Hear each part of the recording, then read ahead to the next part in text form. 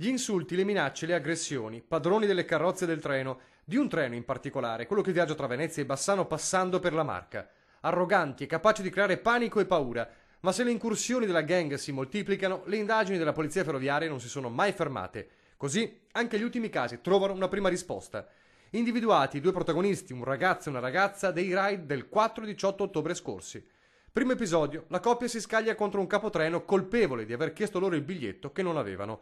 Poi si dileguano alla prima fermata.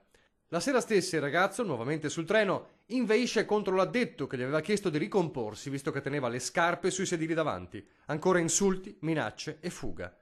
14 giorni dopo, di nuovo la coppia trovata senza biglietto. Stesso copione, ma stavolta vengono fatti scendere. Qui il giovane, un ventenne italiano, strattonando gli agenti di polizia scappa mentre la ragazza, una minorenne rumena, resta bloccata. Le telecamere di sorveglianza hanno permesso di incastrarli per gli episodi. Denunce per oltraggio, resistenza e violenza pubblica ufficiale, il ragazzo anche per danneggiamento. Ma non è finita. La Polfer ha anche identificato e denunciato un 19enne straniero che faceva parte del gruppo violento in azione il 30 settembre scorso, la prima azione della gang che da 2 mesi semina il panico sui vagoni.